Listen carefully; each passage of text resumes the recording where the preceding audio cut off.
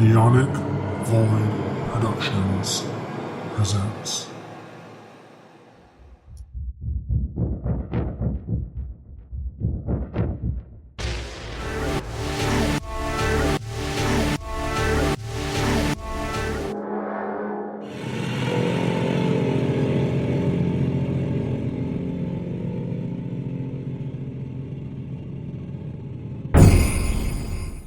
Welcome to Spookocalypse. I am one of your hosts, Bunyip, and I'm joined here with, what title do I give you? The impeccable Zio.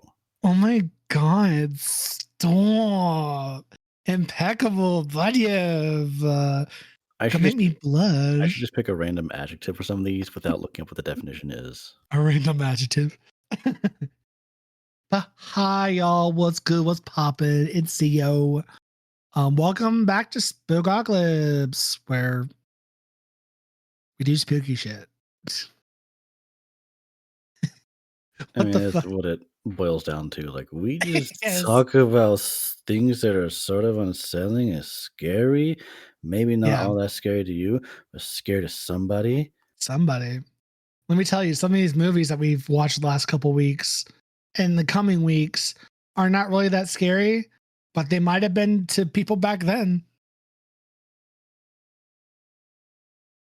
So, before we get into today's episode, the housekeeping will be done by moi.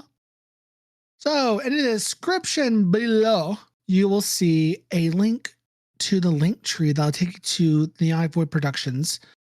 Links to all the other podcasts of the Neonic Void family of podcasts, as well as the YouTube channel. You can follow us on Twitter because I'm not calling it by that dumb name. You can follow us on Twitter at SPOOC. No, oh my God. You can follow us at Spookocalypse on Twitter. That's SPOOKOCALYPSE. Oh my God. Future Devin, cut that out. I'm respelling it. You want to follow us on Twitter?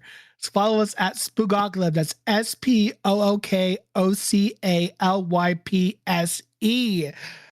My God, that should not have been as difficult as it was for me to spell that. I totally didn't spell that 3 times. My God.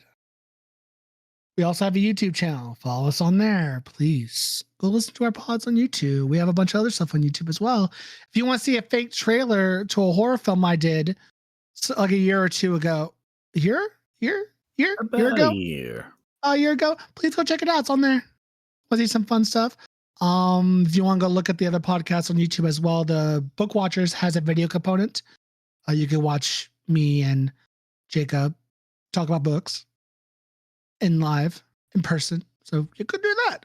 There'll also be upcoming stuff coming to the YouTube channel as well, dealing with episodes that we're talking about on the pod, but that's not until later. So yeah. And before we talk about the flavor mint today, we are still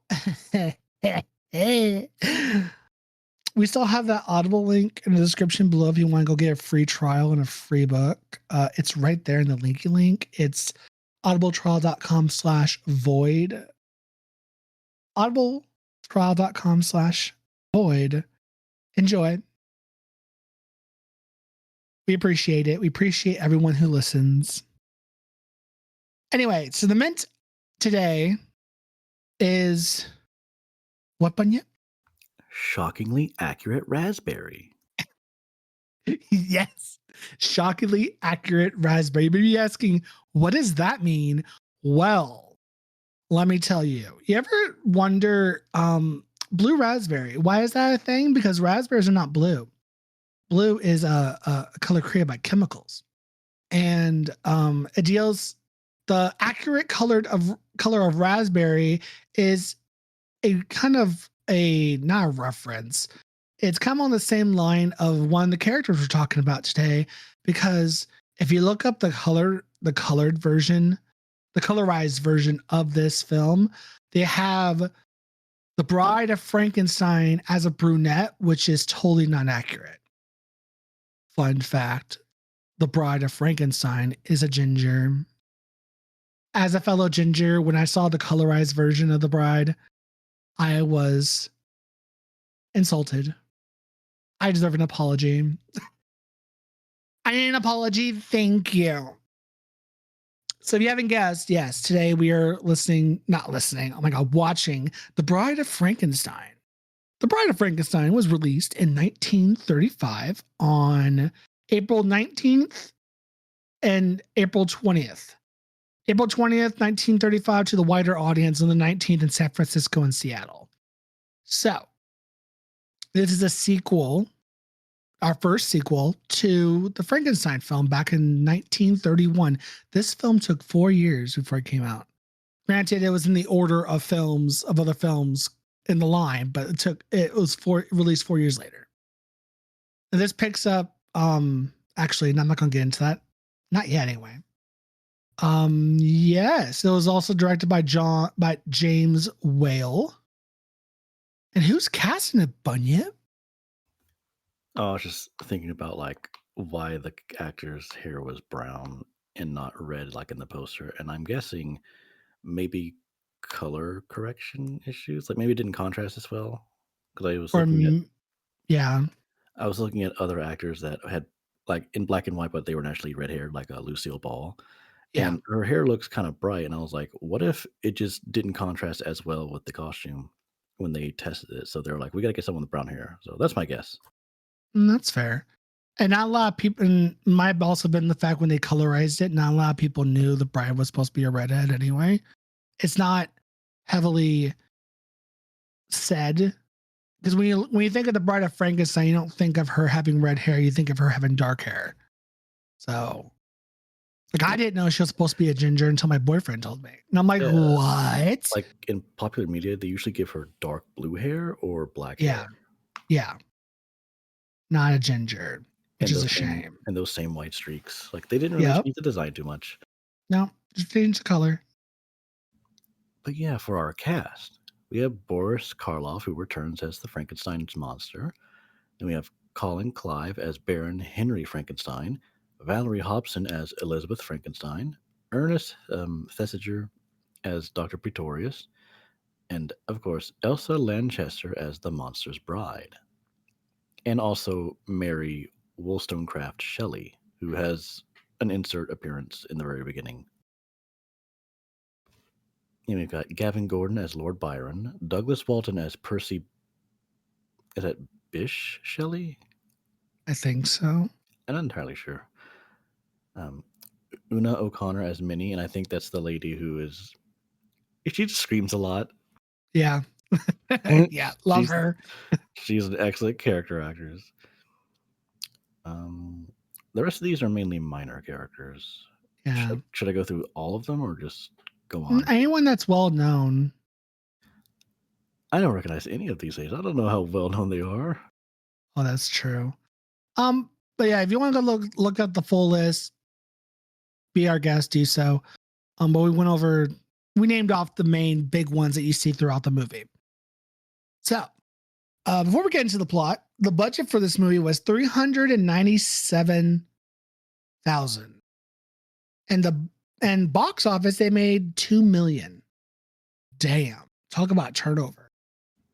They really made their movie that we saw both a budget and a box office, or did we have others that listed both? I think some others. I think one of the previous ones might have listed the budget and the box office. Most of them were just like, here's how expensive it was. Okay, how much did it make? And it's like, we don't know. Oh, this one might have been the first one then that shows the box office. But yeah, the box office apparently $2 million that they made off of it. And I'm like, damn. It's also the first of these films that has music in the background. Yes, that is a first. I didn't notice it. And then when I saw your message earlier that you mentioned it, I'm like, wait a minute. So I was actually watching it, paying attention. I'm like, oh shit, there is. It's really quiet. And I think it's because they wanted to make the voices be heard a lot more than the music. Yeah. And it kind of sounds like, I guess, typical 30s music. Like it makes me think of Little Rascals because they were made at the same time. Yeah.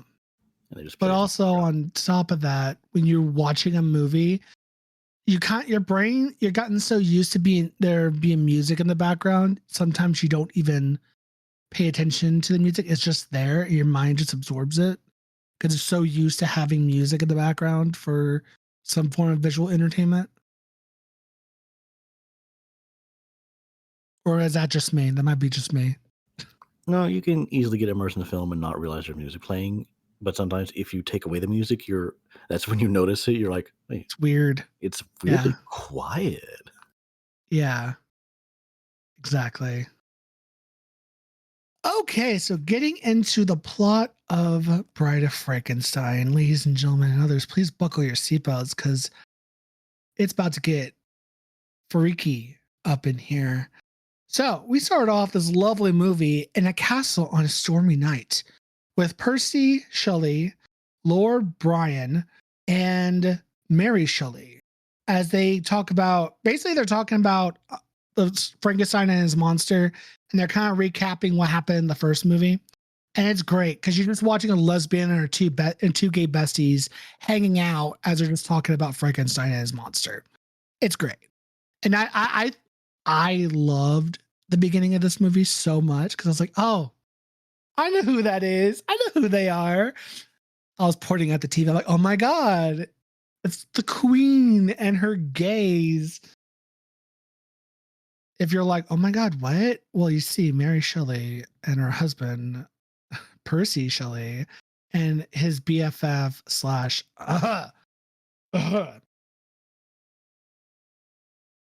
possibly gay lover. I was going to say, do they like to play on the swing set at recess? They sure do. You want to learn more about that? Please go back to the queer for fear. Yeah, queer for fear on Spit. We kind of go into that a little more, but basically it's Mary Shelley and her two gay besties. Queer icons, love her. So they're recapping the story and they're talking about how the story is terrifying in the sense of man playing God, because what's scarier than a man playing God? I mean, facts. And she talks about how she has more of the story to tell, and the scene then shifts back, shifts to the end of 1931's Frankenstein, where the villagers are gathering around the burning windmill. And of course, they're cheering for the death of the monster. And then you have Hans, the father of the girl that he drowned in the first one, that he yeeted into the pool, went to go see if he could find the monster's bones for whatever. And he falls into the flooded pit underneath the mill. And then the monster comes up and strangles the guy and drowns him. Like, wow. Tell your daughter, he might as well just say, tell your daughter hi.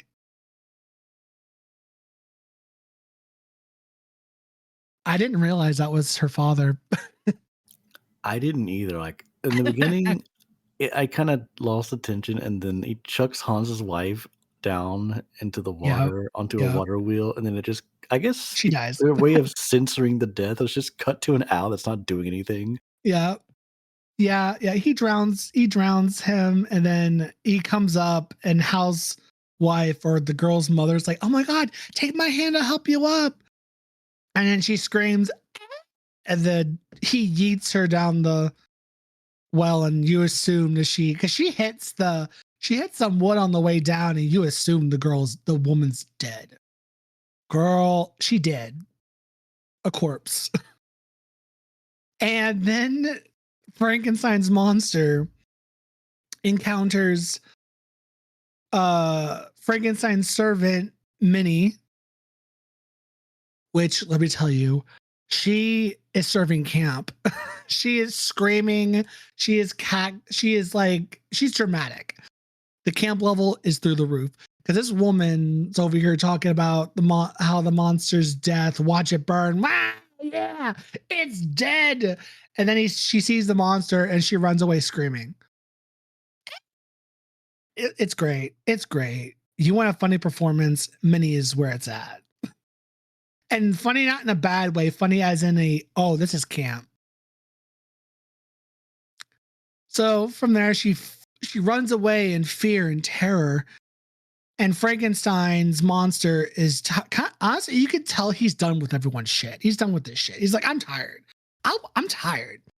So then we jump to the body of Henry Frankenstein, who is thought to have died at the windmill, is returned to his fiancée Elizabeth at his castle home. And then Minnie arrives screaming, sounding the alarm about the monsters alive. But her warning is no one's paying attention. It's like, nah, the monster's dead. Elizabeth sees Henry move, realizes he is still alive. Nursed back to health by, of course, Henry's nursed back to health by his wife.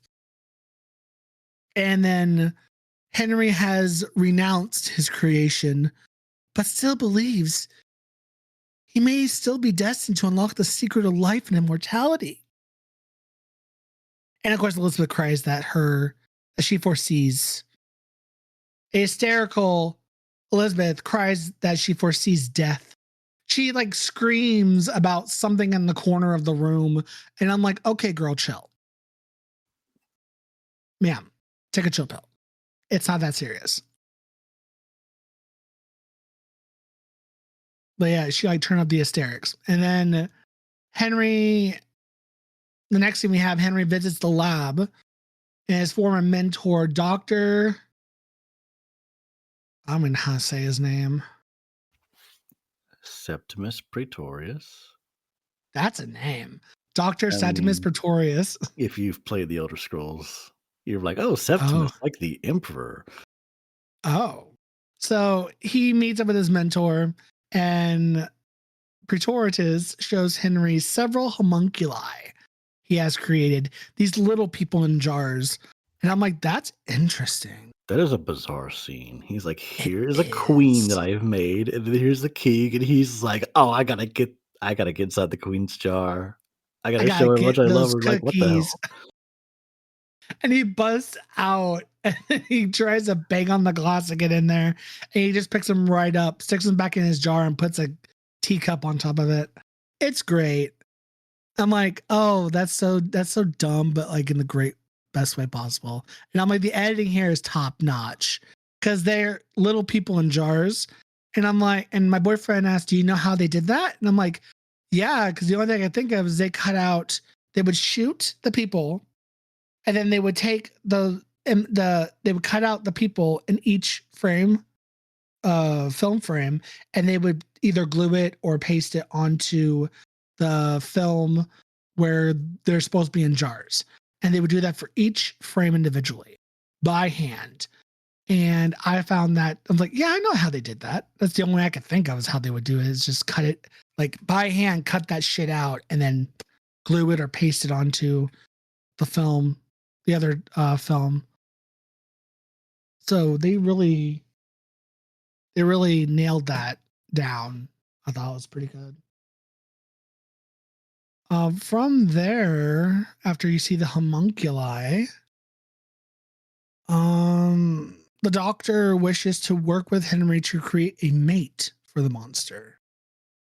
With the proposed venture involving the doctor growing an artificial brain, while of course Henry gathers parts for said mate for the monster.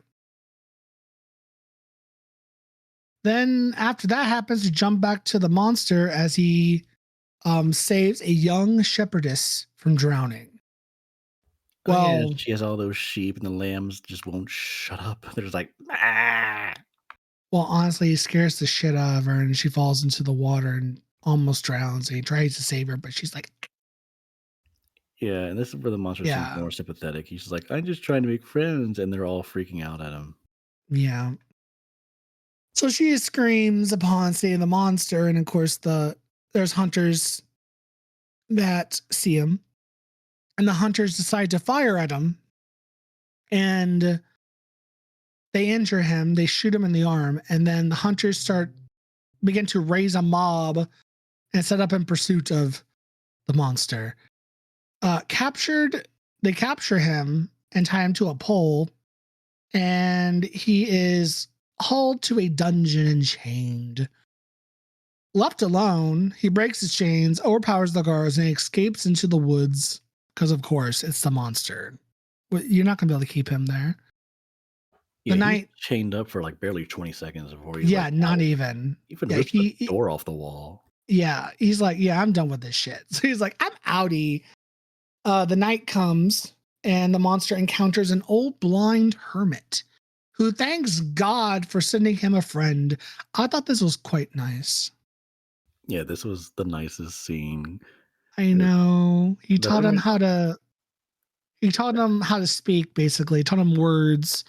the And he hermit can't shared see him, and therefore he doesn't really judge him based on his appearance. He's just like, exactly. oh, 'cause also he's like, despite how blind he is, he really knows the layout of his own home.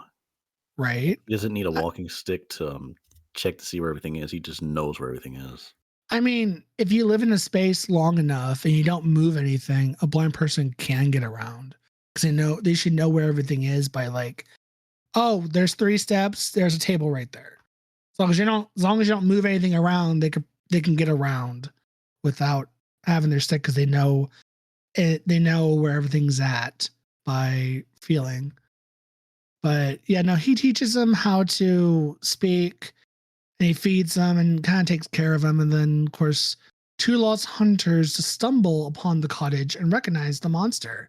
He also Um, he also teaches him how to smoke. yes, he teaches. Oh, Bunyip, I'll let you talk about that because I know you'd like that scene. Oh my god. Like, so Frankenstein is terrified of fire.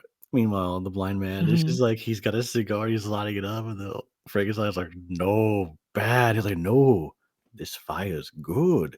Here, try some. And he just starts smoking it.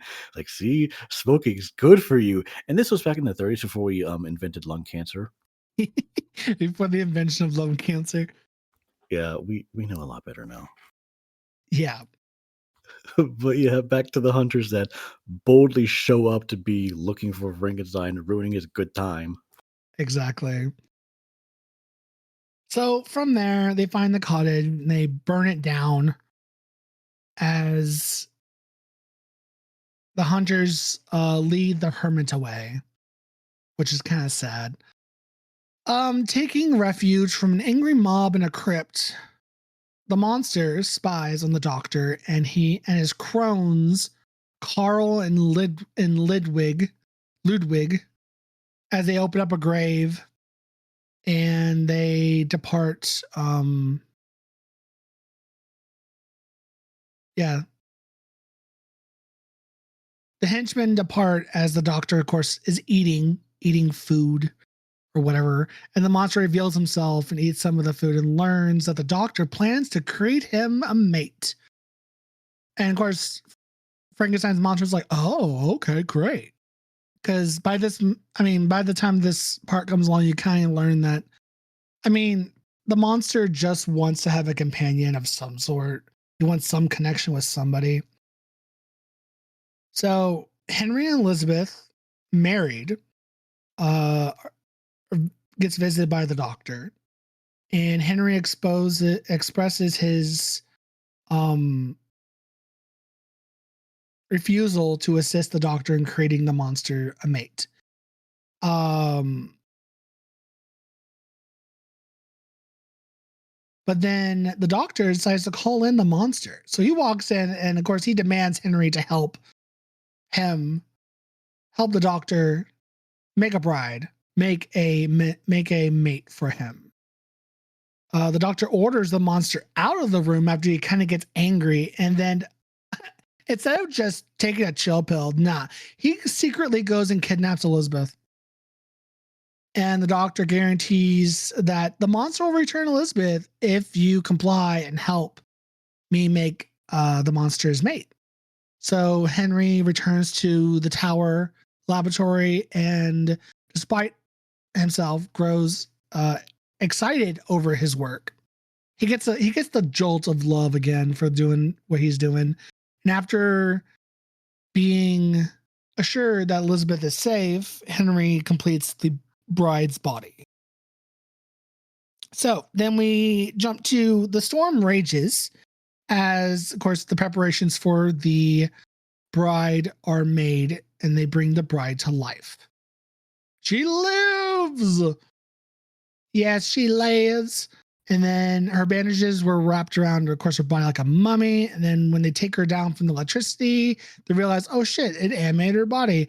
So they take her out of the bandages, and she's serving full camp. Her hair, girl, that hairstylist that worked on that wig, mama, yes, work. She was serving the children that day, and she still is. And if you notice when you watch the movie, it's literally the same actress who played Mary Shelley, which is kind of funny. So I'm like, did Mary Shelley put herself as the bride, or they just do that just for be cheeky? I think that's just for the Probably movie. cheeky, yeah. Because in the book he does want a bride, but I don't think the bride lives in the original one. Yeah, I don't remember if the bride ever gets created. It's more like, I'll make a bride for you, and then he like doesn't make a Yeah. bride, and then Frankenstein's like, you lied to me. You motherfucker. Yeah. And I think Elizabeth does die. The wife does die in the book. It's been a minute. Anyway, so the bride's up and running. The monster comes in, comes down the steps after killing Carl on the roof, beats him with a flaming torch and throws him off the roof. The monster reaches out to the bride and asks, "Friend?" And the bride, I love her reaction. She kind of she's very much like lizard brain. She turns and she's like, she points and starts screaming. And she, of course, rejects him. And Frankenstein's monster's like, she hates me like others. Then Elizabeth races into Henry's side. The monster rampages through the lab. Before destroying everything, the monster pauses and tells Henry and Elizabeth, "Go, you live, go." And then to the doctor and the bride, he says, "You stay, we belong dead." And of course, the couple leave, and the bride hisses at the monster, shedding a tear. The monster pulls a lever to trigger the lab and the tower's destruction. Oh, and that's pretty much the end of the movie. He kills them. He kills him, the bride, and the doctor. Again, these movies are not very long. Like an hour. This one's like an hour and 10 minutes. But I love it. It is great. The bride is serving the children. She is mother.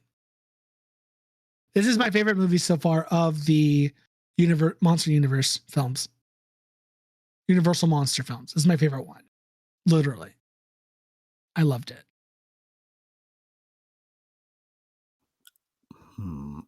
I'm not sure if it's quite my favorite, but it's definitely up there. Yeah, this one was pretty good. This one was fun. And some of the characters in it are just funny. Like Minnie, I was living. She was like comedic relief. And then the bride pointing and screaming at the monsters was great. Even though the bride's only in there for like 4 minutes at most. Mm-hmm. Which is sad, but hey, it is what it is.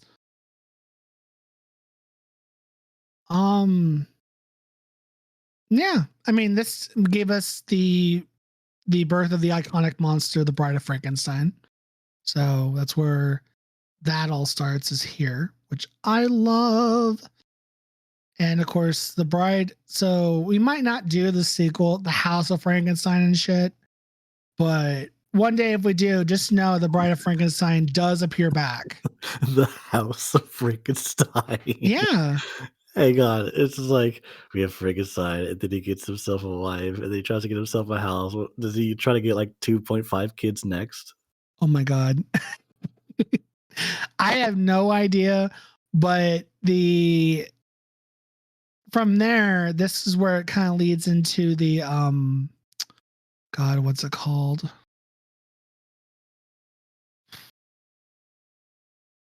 Where Frankenstein meets Dracula and the Wolfman and shit. Oh yeah, those kind of movies. Yeah, the House of Dracula, because that one has Frankenstein, and yeah. I don't know if it has the bride though, because I know Frankenstein is in the House of Dracula. And then there's the House Dracula. Then there's the where's the House of House of Frankenstein, which I think has the bride in it. No, seriously, the bride's in only one movie. What? Y'all tripping? Hold up. Nah, the bride doesn't appear in just one movie. Oh, what?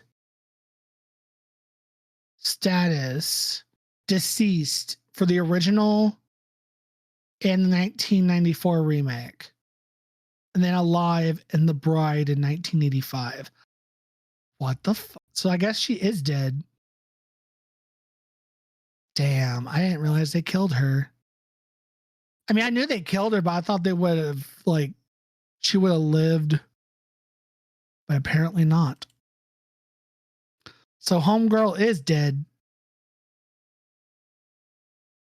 Mm-mm-mm. Mm-mm. I'm upset. I'm upset now. Let me look up The Bride. I didn't know there was a Bride in 1985. Oh, okay. I see it. The Bride. Baron Charles Frankenstein. These names. Eve. They named the Bride of Frankenstein Eve. This is so weird. I don't know. Considering how she wants to be more herself, I would just, I don't know, call her Lily. Just a hint. Right? What's funny is in this one, in The Bride, they have Baron Charles Frankenstein. And you know what the monster's called? Victor, the monster. Why can't they put their names correctly? Like, come on. That upsets me. The flying fuck? What? Why is his name Charles? His name Victor, and you name Victor the monster? Hello? I can't. Anyway, the Bride of Frankenstein, she's dead. She appears for 4 minutes and she's dead.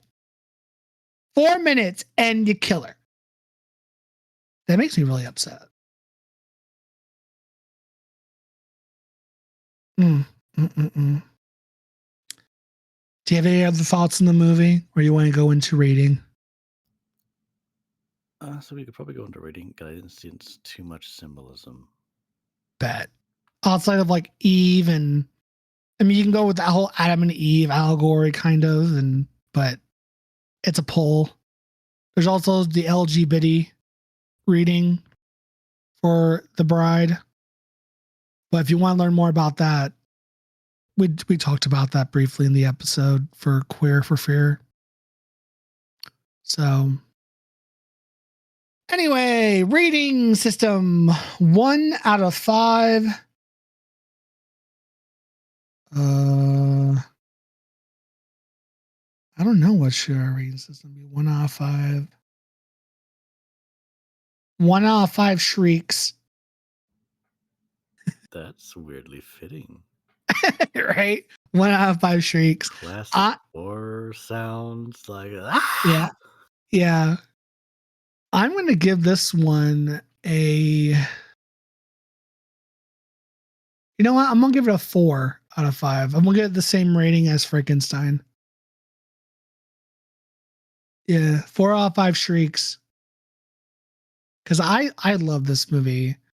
I just wish that she didn't die at the end, but you know, what can you do? They're keeping it to the original story because she doesn't live there either. Well, actually, I don't think she gets fully made in the original book, but either way, she's not alive. So it's just a damn shame. Yeah, the only female character who was put together by dead pieces I can think of that actually got to stick around long enough to do anything was all the way back in Frankenhooker. Frankenhooker is still a classic. God, and I still love the actress. And girl, if you're listening, I forgive you for assuming me and my boyfriend were brothers.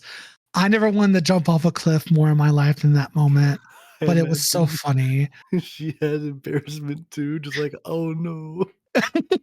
The look on her face was priceless. I'm like, I'm gonna go jump off a bridge now. Thank you. Oh God, that's gonna be one of my favorite moments of life. That's a core memory right there. Meeting her. Also, if you don't know what Frankenhooker is, please go back in the previous episodes of this podcast. And there's one called Frankenhooker.